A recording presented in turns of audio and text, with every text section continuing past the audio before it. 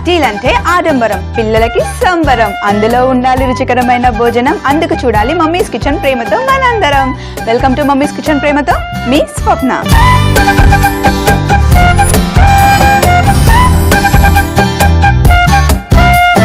పిల్లల party segment లో మనం చేస్తున్నాం home made Nutella with sponge fingers. మరి ముందుగా కావాల్సిన పదార్థాలు ఏంటో ఒకసారి చూసేద్దాం.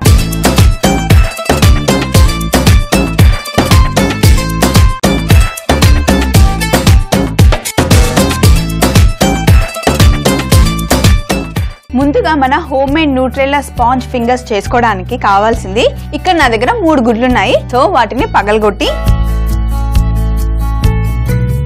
3 గుడ్లు ఒకే బౌల్లో వేసుకోవాలి. మనం స్పాంజ్ కేక్ చేస్తున్నాం. 3 గుడ్లు పగలగొట్టేసి వీటిని చక్కగా బీట్ చేసుకోవాలి.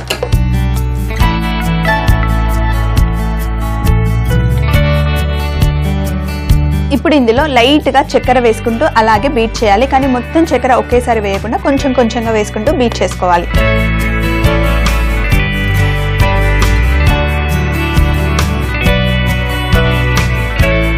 షుగర్ వేసుకున్న తర్వాత మంచిగా బీట్ అయిన తర్వాత ఇప్పుడు ఇందులో వెనిలా ఎసెన్స్ వేయాలి.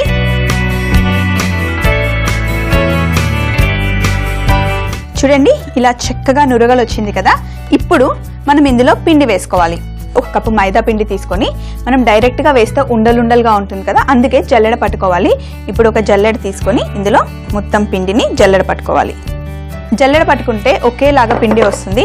సో పిండిని కూడా ఎప్పుడు డైరెక్ట్ గా మొత్తం కలపకూడదు. ఇలా సైడ్స్ తీసుకొని మధ్యలోకి తీసి ఫోల్డ్ చేయాలి. ఎగ్ బీట్ చేసిన తర్వాత పిండి వేస్తే ఎంత ఉందో అంతే ఉండాలి. కొంచెం కనుక డౌన్ అయిపోయింది అనుకోండి స్పాంజ్ కేక్ సాఫ్ట్ గా రాదు, గట్టిగా అయిపోతుంది.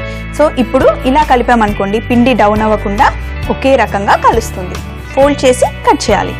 ఫోల్డ్ చేసి ఇలా మధ్యలోకి కట్ చేసిన తర్వాత ఇంట్లో బటర్ ఉంటే బటర్ అయినా వేసుకోవచ్చు, లేదా నూనె కూడా వేసుకోవచ్చు. సో ఇప్పుడు నేను నూనె వేస్తున్నా. నూనె వేసిన తర్వాత మళ్ళీ ఒక్కసారి ఇలా ఫోల్డ్ చేసి కట్ చేయాలి. ఫోల్డ్ చేసి కట్ చేయాలి.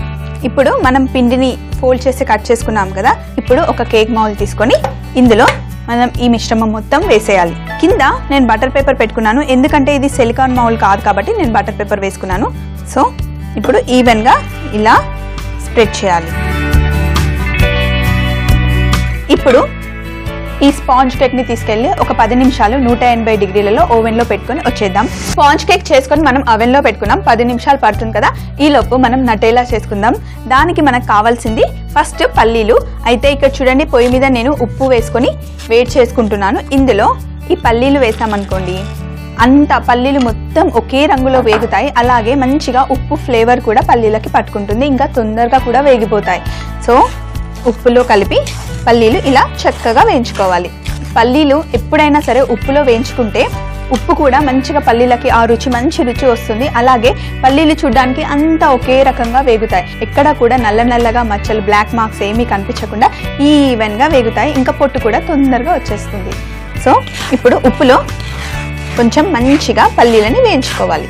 మనం నటేలా బయట కొన్నామనుకోండి ఈ స్ప్రెడ్ చాలా చాలా ఎక్స్పెన్సివ్. ఇందులో మనం బాదం పప్పు అలాగే జీడిపప్పు వేస్తాం. అఫ్ కోర్స్ ఇంట్లో చేసుకున్నా కూడా ఎక్స్పెన్సివ్ అనుకోండి, కాకపోతే బయట కొన్నదానికన్నా ఇంట్లో కొంచెం కాస్ట్ తక్కువ పడుతుంది. అంతేకాకుండా మనం ఫ్రెష్గా ఇంట్లో రెడీ చేసుకుంది ఎప్పుడు కూడా చాలా బాగుంటుంది కదండి. సో అందుకే చాలా సింపుల్ ప్రాసెస్. అన్ని నట్స్ రెడీగా ఉంటే తొందరగా చేసేసుకోవచ్చు, అది కూడా స్పాంజ్ కేక్తో. సో పల్లీలకి మంచి కలర్ వచ్చే వరకు కొంచెం చిన్న మంటలో పెట్టేసి మెల్లిగా ఫ్రై చేసుకోవాలి. పల్లీలంతా మంచిగా చక్కటి కలర్ వచ్చాయి కదా, అన్నీ ఒకే రంగులో చక్కగా వేగిపోయాయి. ఇప్పుడు పల్లీలని ఒక బౌల్లో తీసుకుందాం. అయితే ఉప్పుని ఎలా తీయాలి అనుకుంటున్నారా? ఇక్కడ నా దగ్గర జాలి ఉంది. సో జాలిని తీసుకొని అంటే ఇలా అంటే ఉప్పు మొత్తం కిందకి వచ్చేసింది కదా, దీన్ని మనం ఒక బౌల్లో వేసుకుందాం. పిల్లలకి ఎప్పుడైనా అప్పుడప్పుడు వర్షం పడుతున్నా లేదా చల్లగా ఉన్నా ఇంట్లో వాళ్ళు ఏదైనా తినాలి అని అన్నప్పుడు మనం ఇలా పల్లీలు వేయింపి ఇస్తూ ఉంటాం కదా. అప్పుడు ఇలా నార్మల్గా వేయించకుండా ఉప్పులో వేయించారనుకోండి చాలా బాగుంటాయి. ఒకసారి మీరు ట్రై చేయండి. సో ఇక్కడ ఈ మిగిలిన ఉప్పులో ఇందులో నేను వేస్తున్న జీడిపప్పును కూడా మంచిగా కలర్ వచ్చే వరకు ఫ్రై చేసుకోవాలి. జీడిపప్పు చాలా తొందరగా వేగిపోతుంది. ఉప్పు వేడిగా ఉంటే కనుక చాలా తొందరగా వేగిపోతాయి. సో సో ఇలా కొంచెం కలుపుతూ ఉంటే మనకి కలర్ తెలిసిపోతుంది. మామూలుగా నెయ్యిలో వేయించిన దానికన్నా ఇలా ఉప్పులో కనుక జీడిపప్పును వేయించితే సూపర్ టేస్టీగా ఉంటాయండి. సో కొంచెం లైట్గా మంచి కలర్ వచ్చే వరకు వేయించుకుందాం. చూడండి జీడిపప్పు ఎంత తొందరగా కలర్ వచ్చేసాయో. జీడిపప్పు తొందరగా కలర్ వచ్చేస్తుంది ఎందుకంటే జీడిపప్పులో చాలా ఆయిల్ ఉంటుంది. సో చూడండి ఎంత చక్కగా మంచి కలర్ వచ్చింది కదా. ఇప్పుడు వీటిని కూడా తీసుకొని బౌల్లో వేసేసుకుందాం. ఇంకా మిగిలిందల్లా బాదం పప్పు.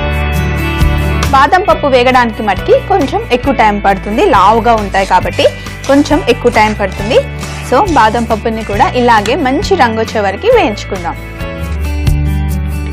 బాదం పప్పు కూడా వేగిపోయాయి. ఇప్పుడు వీటిని ఒక బౌల్లో తీసేసుకుందాం.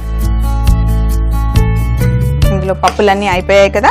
సో స్టవ్ ఆఫ్ చేసుకొని ఉప్పుని పక్కన పెట్టేద్దాం. ఉప్పుకి చాలా టైం పడుతుందండి వేడి చల్లగా అవ్వడానికి. సో పక్కన పెట్టేద్దాం. ఇక్కడ బాదం పప్పు, జీడిపప్పు అలాగే పల్లీలు. నేను పల్లీల మీద పొట్టు మట్టికి తీసేసాను. మనం ఉప్పులో వేయించాం కదా, మంచి ఉప్పు తగులుతూ పల్లీలు అసలు సూపర్ టేస్టీగా ఉన్నాయి. కలర్ కూడా చూడండి ఎంత బాగున్నాయో. ఇక్కడ పల్లీలు, జీడిపప్పు, బాదం పప్పు వీటి మూడింటిని తీసుకొని ఫస్ట్ బాదం పప్పుని ఈ బౌల్లో వేసి, తర్వాత అలాగే పల్లీలు, అలాగే జీడిపప్పు, ఇందులో ఒక 2 టేబుల్ స్పూన్ల పాల పొడి, ఏ పాల పొడి అయినా సరే, అలాగే వెన్న, కోకో పౌడర్ మనకి సూపర్ మార్కెట్లో దొరుకుతుందండి. కోకో పౌడర్ కూడా వేసేసి వీటన్నిటిని కలిపి మనం పేస్ట్ చేసుకోవాలి. నేను పేస్ట్ చేసుకొని అలాగే స్పాంజ్ కేక్ కూడా ఓవెన్లో నుండి తీసుకొని వచ్చేస్తాను. ఫస్ట్ అయితే పేస్ట్ చేసుకుంటాం. ఇక్కడ మన నటేలాని నేను మిక్సీ చేసుకొని వచ్చేసాను. దీన్ని ఒక బౌల్లో వేసుకోవాలి. మంచి చాక్లెట్ కలర్ వచ్చింది కదా. అయితే ఇందులో ఇంకా చాక్లెట్ కూడా, మెల్టెడ్ చాక్లెట్ని ఇందులో కలిపేయాలి. ఇందులో వేసేసి చక్కగా మొత్తం మంచిగా కలుపుకోవాలి. అంతే. చూడండి మనం షాప్లో ఎన్నెన్నో డబ్బులు పెట్టి కొనుక్కుంటాం కదా నటేలా, ఇంట్లో ఈజీగా రెడీ అయిపోయింది. ఇప్పుడు ఇందులో ఇంకొకటి కూడా,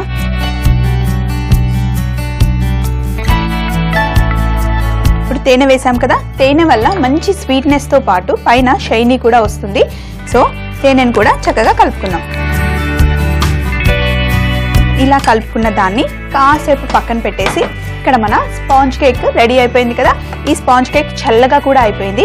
అయితే సైడ్స్ మటుకి ఇలా కొంచెం మనం లూజ్ చేసుకోవాలి.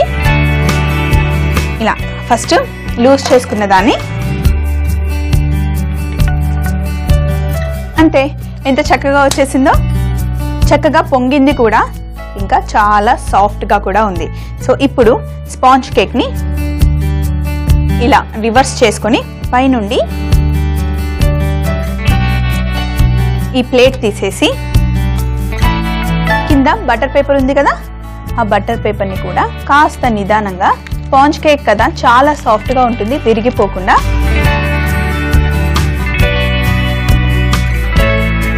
ఇలా తీసేయాలి. చూడండి ఎంత బాగా వచ్చిందో. ఇప్పుడు స్పాంజ్ కేక్ని మనం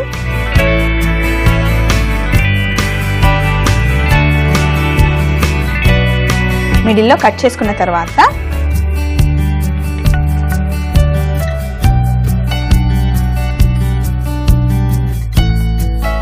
చాలా చాలా చాలా సాఫ్ట్గా ఉంది. సో కొంచెం జాగ్రత్తగా కట్ చేయాలి. సో నేను ఇక్కడ 8 ముక్కలు కట్ చేసుకున్నాను. మీ ఇంట్లో పార్టీకి ఎంతమంది పిల్లలు వస్తే ఇంకా చిన్నగా అయినా కట్ చేసుకోవచ్చు, లేదా ఇంతే సైజ్ అయినా పర్వాలేదు. కానీ పిల్లలకి మటుకే ఇప్పుడు కొంచెం చిన్న చిన్న పీసెస్ ఇస్తేనే చాలా బాగుంటుందండి. సో ఇప్పుడు స్పాంజ్ కేక్ చాలా చాలా చాలా సాఫ్ట్గా ఉంది. ఇప్పుడు ఈ పీసెస్ని ఫస్ట్ సపరేట్ చేసుకోవాలి. ఫస్ట్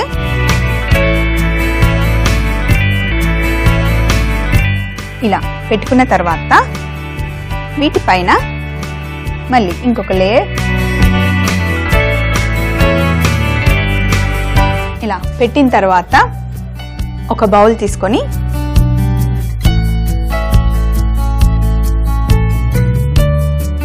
ఇలా మన న్యూటెలా వేసేసి ఇలా పక్కన పెట్టామనుకోండి, పిల్లలు పార్టీకి వస్తారు కదా, ఇలా ఒక్కొక్క పీస్ తీసుకొని డిప్ చేసుకొని తింటారు.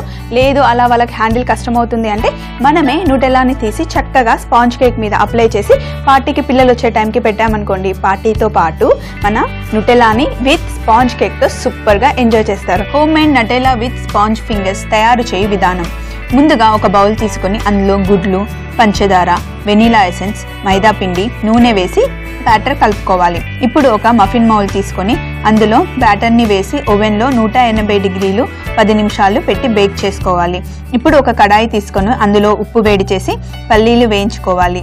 తరువాత జీడిపప్పు అలాగే బాదం పప్పు వేసి వేయించుకొని ఒక మిక్సీ జార్లో వేసి అందులో milk powder, butter, cocoa powder వేసి మిక్సీ చేసుకోవాలి.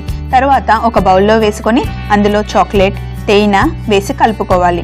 తర్వాత బేక్ చేసుకున్న స్పాంజ్ కేక్ని కట్ చేసుకుంటే మనకి కావాల్సిన home made Nutella with sponge cake fingers ready. ఇంత చక్కగా వచ్చిన న్యూటెలాతో పాటు స్పాంజ్ కేక్ని ఈరోజు మనం డెడికేట్ చేస్తున్నాం. రమాదేవి గారి పిల్లలు కవల పిల్లలండి. అయితే వీళ్ళిద్దరికి ఒక స్పెషల్ ఉంది. జనరల్గా కవల పిల్లలంటే 1 నిమిషం లేదా 2 నిమిషాలు 10 నిమిషాలు తేడాలో పుడతారు. కానీ వీళ్ళిద్దరు 4 సంవత్సరాల తేడాలో ఒకే రోజు ఒకే సమయానికి పుట్టారండి. వాళ్ళిద్దరి పేరేంటో తెలుసా? సాయి ఇంకా స్వప్న అండి. సాయి, స్వప్న మీరు ఇలాంటి బర్త్డేలు ఇంకెన్నో జరుపుకోవాలని కోరుకుంటుంది మమ్మీస్ కిచెన్ ప్రేమతో.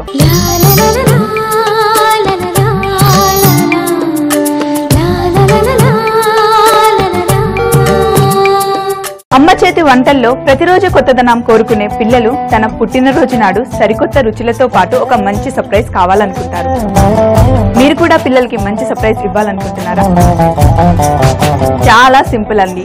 మీరు చేయాల్సిందల్లా మీ పిల్లలు పుట్టిన తేదీ అలాగే వారితో మీరు తీయించుకున్న ఒక లవ్లీ పిక్ నాకు పంపించండి.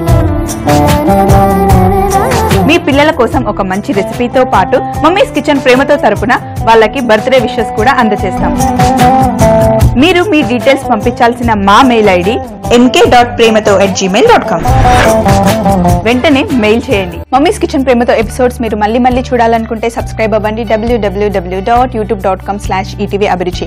అదే ఫేస్బుక్ అయితే గనక www.facebook.com/etv అభిరుచి. మరి రేపటి మన సెగ్మెంట్ బామ్మగారాబంలో పాత స్టైల్ రెసిపీతో మీ ముందుంటుంది మీ స్వప్న మమ్మీస్ కిచెన్ లో ఎంతో ప్రేమతో. అప్పటి వరకు ఈ రోజుకి బై.